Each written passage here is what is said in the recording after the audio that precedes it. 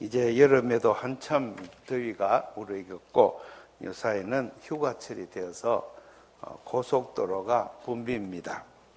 지난 주간에 철원에서 열린 YMCA 평화협정 촉구대회에 제가 참석했습니다. 우리 전주에는 한 5명 참석을 해서 민통선 안에 있는 평화학교에서 함께 강연도 듣고 지난번에 전직 장관들 중에 이종석 장관하고 유재석 장관 또 이런 장관들이 와서 통일부 장관을 지낸 소감을 피력하고 서로 나누었습니다. 그리고 저녁에는 지금 민주평화통일위원회의 사무처장으로 일하게 된 황인성 사무처장과 함께 저녁 시간을 같이 나누었습니다. 평화통일에 관한 주제를 놓고 이야기를 하는데 장관들의 발제 중에서 다 공통되게 통일을 이루는 방법은 없는 것 같다. 이렇게 이야기합니다. 지난번 박근혜 정권 때에 2년 동안 일했던 류 장관도 나와서 통일에 관한 전망을 매우 어둡게 이야기했습니다. 그러면서 그 강연을 들으면서 제가 속으로 되뇌기를 그래 사람은 못할지라도 우리 주님은 하실 수 있다. 우리 하나님이 원하시면은 어떠한 일들도 주님이 열어가시고 아무리 강한 사람의 강팍한 마음도 부드럽게 하실 것이며 남북을 가로막고 있는 저 철조망도 우리 주님이 원하시면 철거하실 것이다. 이런 굳센 마음이 생겼습니다. 그러므로 이제부터 우린 더 열심히 평화를 위한 기도를 드리고 6.25 종전선언을 해야 되겠다 생각합니다. 7월 26일이 6.25 전쟁 휴전협정일인데 그 날을 기하여서 27일이 휴전협정일인데 그 날을 기하여 우리는 종전선언을 하고 평화협정을 양 정부가 체결할 것을 촉구했던 것입니다. 평화협정을 체결하고 이 나라가 영구적으로 평화로운 나라로 서게 되기를 간절히 기원하는 기도도 드렸습니다. 그런데 하필 그날 또 북한에서 미사일을 쏘아 올렸다 하는 그런 소식이 또 전해졌습니다. 평화의 길을 알지 못하는 자들을 놓고 우리 예수님이 슬피 울었던 그 사실을 다시 기억합니다.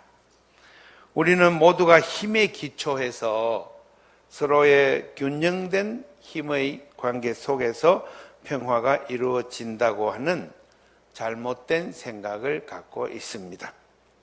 힘에 기초해서 서로 균형을 이루어지면 평화가 이루어지는 게 아니라 서로 군비를 경쟁하다가 마침내 세계대전과 같은 엄청난 비극을 맞게 되는 것입니다. 오늘 성경 말씀을 보면은 평화의 길로 가는 길을 우리에게 제시해 줍니다. 요한계시록의 말씀에 보면은 주님께서 주님의 나라를 이룩하시기 위해서 세세토록 왕노릇하실 그리스도를 우리에게 주신다 했습니다. 이 말씀의 뜻은 평화를 영속시키는 분은 바로 우리 하나님이시오 그분의 독생자 예수 그리스도가 바로 평화의 일꾼이라는 사실을 우리에게 알려주고 있습니다. 지금까지 사람들은 평화를 기리고 또 사람 사이에서 아름다운 관계를 유지하려고 노력해 왔습니다. 그러나 그것은 인류의 역사가 시작된 이후로 지금까지 이루어지지 않고 있습니다. 예수님께서 오늘 누가복음 말씀에서 증언하듯이 세상의 임금들은 백성들을 주관하는 자로 생각한다. 권력자들의 생각입니다. 또 그 집권자들은 백성들의 은인이라 칭함을 받는다. 즉 위에서 군림하는 자들로 인식되고 있다는 것입니다. 이러한 권력의 관계가 지배자와 피지배자의 관계를 만들어내는 한 이 땅에는 평화가 없다 하는 것을 예수님은 갈파하셨습니다. 그래서 제자들에게 가르치시기를 너희 중에 큰 자는 어린 자같이 되기를 바란다. 어른이라고 생각하는 자가 있느냐? 소년과 같이, 소녀와 같이 되기를 바란다. 그리고 너희 중에 다스리는 자가 있느냐? 그러면 그는 섬기는 자가 되어야 한다. 관계의 역전입니다. 그래서 앉아서 먹는 자가 크느냐, 섬기는 자가 크느냐, 앉아서 먹는 자가 아니냐. 세상은 앉아서 밥을 먹고 서서 밥 시중을 드는 자를 하찮게 여깁니다. 종들은 수건을 두르고 주인이 밥 먹는 데에 시중을 듭니다. 반찬을 나르고 고기 부족하면 국을 갖다 드리고 또 포도주를 요구하면 포도주를 갖다 드립니다. 주인이 다 식사가 끝난 다음에 저는 부엌 한 구석에 앉아서 밥을 먹습니다. 이와 같이 세상에는 낮은 자들이 식탁에 앉지를 않고 큰 자들이 식탁에 앉습니다. 예수님께서 말씀하시기를 그러나 나는 너희 중에 있기를 섬기는 자로 있도다 했습니다. 예수님 섬기는 자라는 말의 그 명사형은 종, 노예 그런 뜻입니다. 섬긴다. 세상에는 가장 낮은 자들이 노예들입니다. 섬겨야 합니다. 안 그러면 쫓겨나거나 맞아 죽습니다. 그러나 이러한 관계를 전도시키는 것, 그것은 내 아버지께서 나라를 내게 맡기신 것 같이 나도 너희에게 하나님의 나라를 맡길 것이니 너희들의 관계가 세상의 관계가 같지 않고 완전히 거꾸로 된 그런 관계를 만들어 보아라. 그렇게 하면은 너희들은 내 나라에서는 내 상에 앉아서 밥을 먹을 것이며 보좌에 앉아서 임금들이 되어서 12지파를 다스리게 될 것이다. 이렇게 가르쳤습니다. 시몬 베드로에게 말씀하시기를 내가 너를 위하여 기도하리니 네 믿음이 떨어지지 않기를 바란다. 네가 회개하고 돌이킨 후에는 네가 네 형제들을 더 굳세게 하여라 하고 부탁을 했습니다. 이 말씀을 듣고 베드로는 대답하기를 하나님, 예수님, 그런 일이 있을 수가 없습니다. 그래서 예수님이 예루살렘에서 고난을 당하고 다시 살아난 다음에 영광을 보여주리라 하셨을 때 베드로는 그런 일은 있어서는 안 됩니다 하고 강하게 항의했습니다. 내가 지금 예수님 따라다니는 이거는 마침내 뭔가 보상을 받기 위해서 보상을 받을 전망이 있기 때문에 제가 주님을 따라다닌 거 아닙니까? 그런데 이 세상이 아니고 하나님 나라를 즉 내세에서 죽은 다음에 그런 일이 있다고요? 이렇게 오해하고 말씀을 드린 것입니다. 예수님께서는 내세에서 일어날 일을 말한 게 아니라 하나님 나라에서 일어날 일을 말하는 것입니다. 우리 하나님 나라는 내세가 아닙니다. 내세에 국한되지 않습니다. 현세와 내세라는 것은 시간관념의 연장선에 불과합니다. 시간관념의 연장선은 뭡니까? 3차원의 세계를 전제한 것입니다. 하나님은 창조주이시고 이 3차원의 세계를 창조하시기 이전에도 사역하시고 창조 3차원의 세계가 종말이 고한 이 다음에도 사역하실 겁니다. 그러므로 하나님의 나라는 하나님이 다스리는 상태를 이야기하는데 이것은 어떤 차원에도 국한되지 않는 언어입니다. 우리 존재의 한계에 꽉 사로잡혀가지고 우리가 상상하고 이해하고 느낄 수 있는 그 범위 안에서만 우리의 하나님의 말씀을 가두어 놓으려고 합니다. 베드로는 그러한 우를 범했기 때문에 예수님이 말씀하시는 이 진실을 깨닫지를 못했습니다. 우리는 예수님이 말씀하시는 이 하나님의 나라가 바로 지금 여기서 이루어지며 우리의 공동체 안에서 하나님 나라를 이룩하며 그리고 이 하나님 나라에 들어가는 자가 곧 구원을 받은 존재다 하는 것을 성경은 우리에게 가르쳐 줍니다. 그러므로 예배드리는 성도 여러분, 지금 여러분들이 하나님 나라의 현실 속에 앉아있다는 사실을 인식하고 고백하고 감사드리며 찬양하시기를 바랍니다. 하나님이 다스리는 곳, 하나님이 통치하는 곳, 하나님의 역사에 관계되어 있는 사람, 그 사람 바로 하나님 나라에 있는 사람입니다. 여러분 지금 하나님의 말씀을 듣고 있습니까? 하나님의 말씀을 그대로 실행하려고 마음으로 작정했습니까? 하나님 나라에 들어가 있습니다. 이런 상태로 계속 가는 것은 영생이라고 부릅니다. 그래서 우리의 육신이 후패해서 장례식을 치르고 우리 육체가 관 속에 들어가고 썩어버린 것하고 아무 관계가 없는 이야기입니다. 이 영의 지혜에 여러분들이 눈을 뜨시기를 바랍니다.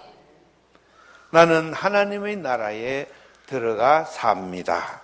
고백하는 성도가 되기를 바랍니다. 제가 질문할 테니 한번 크게 대답해 보세요. 여러분들은 지금 하나님 나라에서 삽니까? 아멘 안 하는 분도 있어요.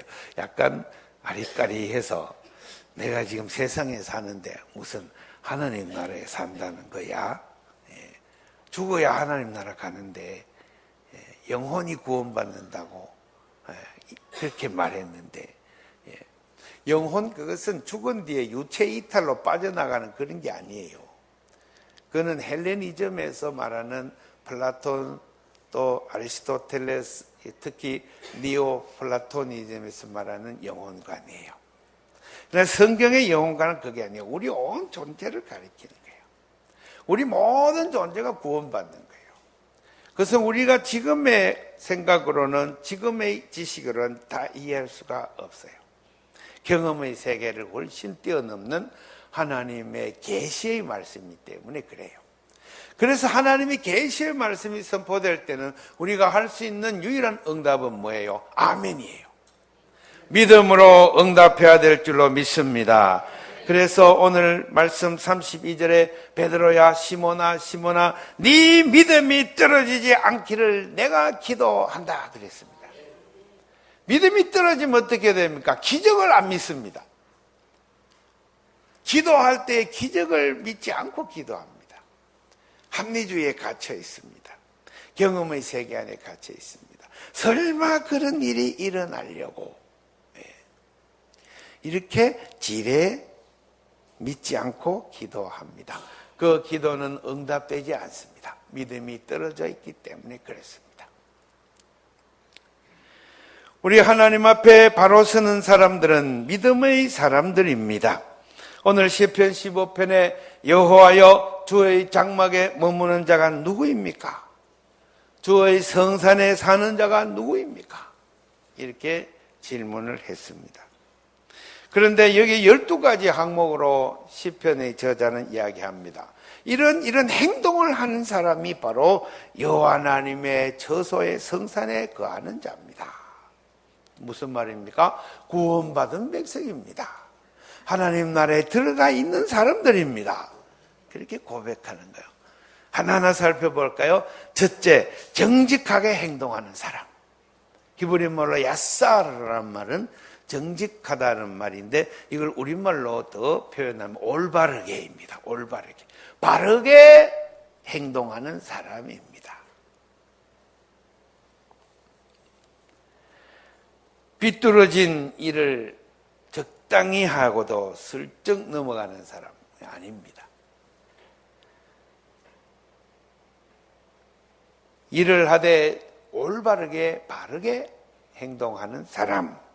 두 번째, 공의를 실천하는 사람. 공의, 이건 하나님의 ጼ덱, 하나님의 성경 말씀대로 살아가는 사람입니다. 하나님이 사랑하라 하셨기 때문에 사랑을 실천하는 사람입니다. 여기서 정의 개념을 우리는 바로 잡아야 되는데, 세상적인 정의, justice, 그것은 성경의 정의하고 다른 개념입니다. 영어로 justice라고 번역하지만은 또한 하나님의 정의라고 할 때는 righteousness라는 단어로 다르게 번역합니다. 그것은 하나님이 척도가 되어서 하는 것. 하나님은 누굽니까? 만민에게 빛을 주시는, 만민에게 비를 주시는 하나님. 모든 창조자, 피조물들을 살리시는 분, 생명의 주인, 그분이 하나님이시죠. 그 하나님의 뜻에 따라서 판단하고 실천하는 사람. 우리 기본소득의 정의를 이야기할 때 이런 얘기를 합니다. 기본소득 일도 하지 않는데 무슨 돈을 준단 말이에요. 그것은 세상의 정의입니다. 일을 해야 그 일한 만큼, 일한 시간만큼 곱하기 해서 돈을 준다. 이건 세상의 정의예요. 세상 사람들이 세상을 장악하고 지배하고 있기 때문에 이 세상의 정의로 이 세상은 통용이 됩니다. 그러나 하나님의 정의는 그게 아니에요. 9시에 나간 자나 12시에 나간 자나 3시에 나간 자나 오후 5시에 나간 자나 공급을 똑같이 받습니다. 예수님, 그게 하나님 나라라고 그랬어요. 왜? 한 데나리온은 노동자가 하루에 먹고 살 수 있는 임금이기 때문에 그래요. 그래서 기본적인 것은 다 보장해 주십니다. 하나님의 정의입니다. 1시간만 일해도 기본적으로 먹고 살 것은 다 주세요. 그러므로 우리의 임금은 일한 시간으로 계산하는 것이 아닙니다. 이러한 것은 이 세상에 통용되지 않습니다. 그는 세상 사람들이 사고하고 세상 사람들이 세마는 셈법입니다. 그러나 하나님의 공의를 실천하는 그 사람이 바로 하나님 나라의 백성입니다. 세 번째, 그 마음의 진실을 말하는 사람, 거짓말을 하지 않는 사람. 십계명에 거짓말을 하지 말라, 진실을 말하는 사람, 하나님 나라에 들어가 있습니다. 그 다음에 그의 혓바닥으로 남의 허물을 들춰내지 않는 사람. 네. 누구는 뭐가 묻었느니, 뭐를 잘못했느니, 누구는 무슨 짓을 했느니, 허물을 자꾸 들춰내는 사람. 그 사람 세상 사람이요, 죽음을 향해 가는 사람이요, 지옥으로 가는 사람입니다. 그러나 하나님의 성령을 받은 사람은 남의 허물을 보면은 덮어주려고 합니다. 감싸주려고 합니다. 그리고 그를 도와서 어떻게 해서든지 그 허물을 바로잡아 주려고 남모르게 노력합니다.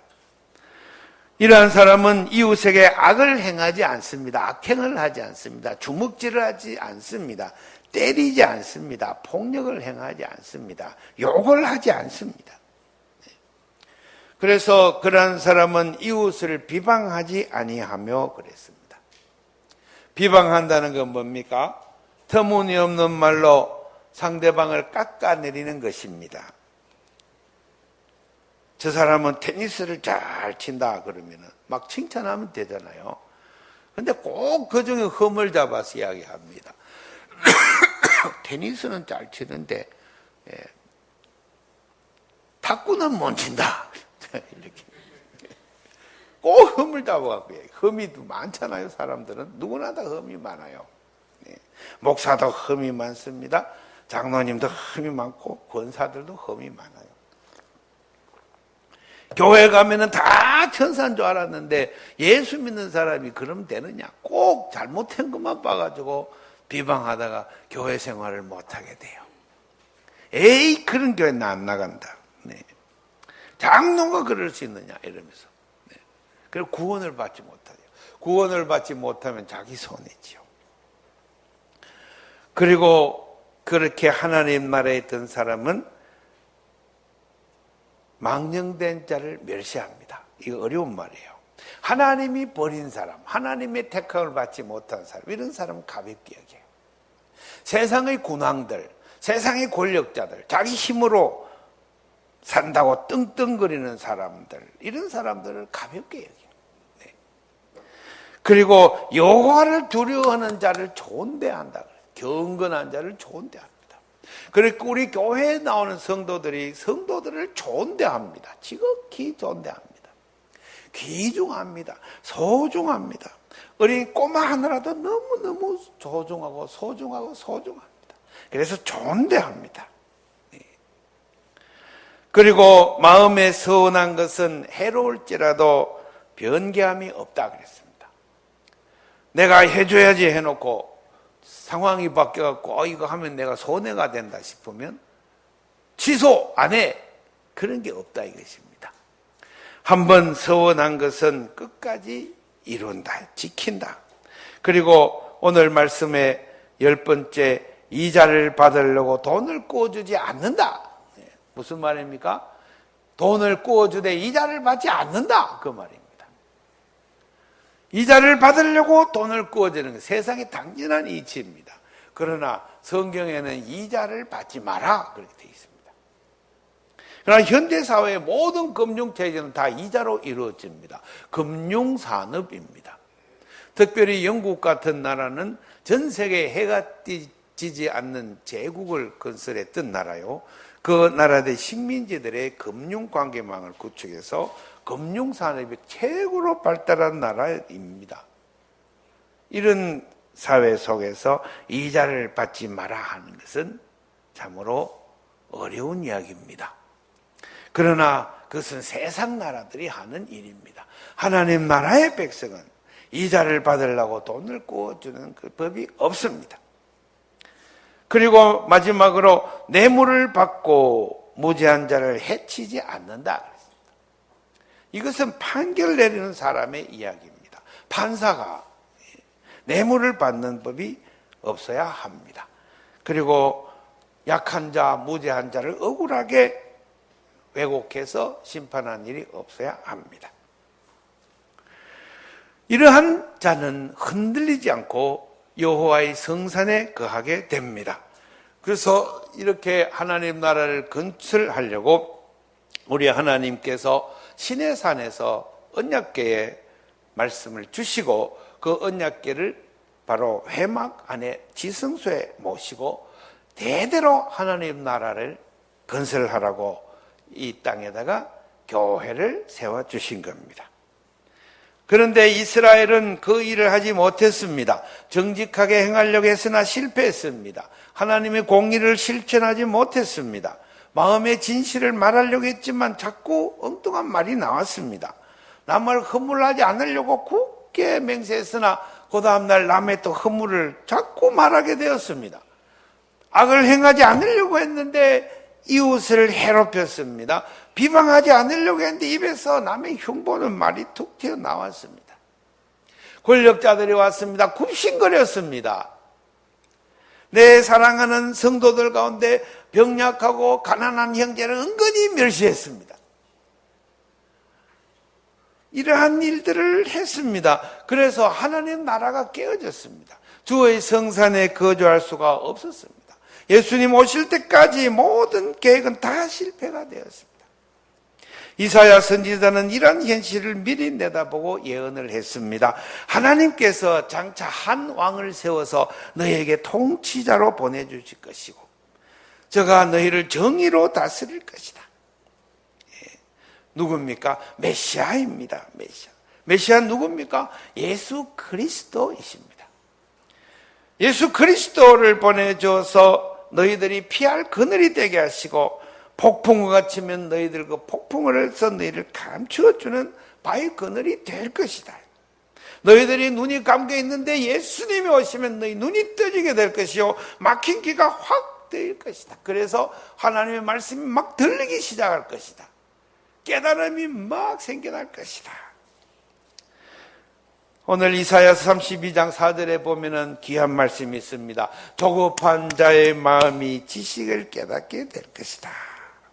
조급한 마음. 빨리 안 이루어지느냐. 안달하고 복달하고. 이렇게 하면은 눈이 감기고 기가 막힙니다. 조급해서는 안 됩니다. 하나님의 사역을 깊이 바라보고 묵상하며 오래 기다립니다. 하나님께서 예수님을 보내주신다고 약속하신 그 약속을 지금은 이루어질 기미가 하나도 보이지 않지만은 우리는 그 말씀을 굳게 믿고 조급하게 여기지 아니하고 영속하신 영원하신 하나님을 바라보면서 우리는 천천히 꾸준히 기다립니다. 그래서 이러한 자들은 기다림 속에서 부지런하게 생활합니다. 존귀한 자를 존대하며 우리 하나님의 일을 행하는 자를 가장 더 높이며 그리고 우리 하나님의 말씀을 전하면서 실천하면서 그리고 비록 시편 15편이 노래한 이 12가지의 사항을 다는 실천하지 못하여도 하나씩 실천해 가면서 하루하루의 생활을 수행의 과정으로 삼으며 수련하는 생활을 용맹정진하게 나아가는 그러한 성도들이 됩니다. 이러한 성도들에게 예수님이 임하셔서 우리 손을 잡아주시고 우리 구부러진 허리를 펴주시고 우리 연약한 무릎을 세워 일으켜 주실 줄로 믿으시기 바랍니다. 오늘 이사야서 말씀을 보면 너희 안일한 여인들아 일어나서 내 목소리를 들으라. 너희 염려 없이 사는 딸들아 내 말에 귀를 기울이라. 너희 염려 없는 여자들아 1년이 지나고 나면은 너희가 당황하게 되리라. 포도 수확이 없어질 것이고 열매 거둔 일이 없을 것이다. 뭡니까? 심판하는 말씀이에요. 그리고 11절에 너희 안일한 여자들아 떨지어다. 너희 없는 자들아 당황할지어다 이랬습니다. 뭡니까? 지금 안일하게 사는 자들, 수련하지 않는 자들, 적당히 먹고 적당히 누리며 사는 자들, 우리 하나님 말씀을 수행 정진하는 일에 게으른 자들, 이런 자들을 이사야는 심판을 받는다고 선언했습니다. 좋은 열매를 맺는 그 밭 때문에 그 많은 포도나무로 인해서 너희가 오히려 가슴을 치며 슬퍼하게 될 것이다. 하나님이 주는 경고의 말씀입니다. 그런데 15절에 마침내 위에서부터 영을 우리에게 부어주시리니 광야가 아름다운 밭이 되며 아름다운 밭을 숲으로 여기게 되리라 그랬습니다. 이 하나님의 성령이 우리에게 임하면은 우리의 안일한 마음은 사라지고 우리는 부지런한 사람이 되며 우리의 나태한 우리의 영은 다시 새 힘을 얻어서 우리 하나님의 이 말씀을 실천하는 일에 다시 허리를 쫄라매고 팔을 걷어붙이고 나서게 되리라 믿습니다. 그래서 공의의 열매는 화평이요 공의의 결과는 영원한 평안과 안전이라 그랬습니다. 내 백성이 화평한 집과 안전한 거처와 종용이 쉬는 곳에 있으리라. 우리나라의 평화가 옵니다. 누구로 인해서 옵니까? 우리 예수 믿는 사람으로 인하여 올 줄로 믿습니다. 우리 예수 믿는 사람들이 게으르지 말고 허리띠를 졸라매고 기도에 정진하고 하나님 말씀을 실천하는 일에 정진하고 우리의 이웃 관계의 평화를 이루고 나와 하나님 사이의 평화를 이루고 그리고 이런 관계로 우리 교회 공동체를 화평 공동체로 이루어 나가서 마침내 이 사회의 평화의 메시지를 선포할 때에 우리 대한민국의 평화가 올 줄로 믿습니다. 우리 하나님께서 이루리라 믿습니다. 마지막 말씀입니다. 하늘에 있는 하나님의 성전이 열리며 성전 안에 있는 하나님의 언약궤가 눈에 보이며 번개와 음성들과 우레와 지진과 큰 우박이 있더라. 하나님의 축복이 금사라기 같이 오늘 말씀을 듣고 결단하는 하나님 나라의 백성들의 머리 위에 충만히 임하기를 축원합니다. 기도하겠습니다. 하나님이여, 성령을 부어 주시옵소서. 메시아 되신 그리스도 예수님을 믿는 영을 주시옵소서. 그리고 오늘 우리들의 마음속에 말씀을 실천하는 마음을 허락하여 주셔서 모든 사람이 다 평강을 누리게 하여 주시옵소서. 예수님 이름 받들어 기도 올리옵나이다.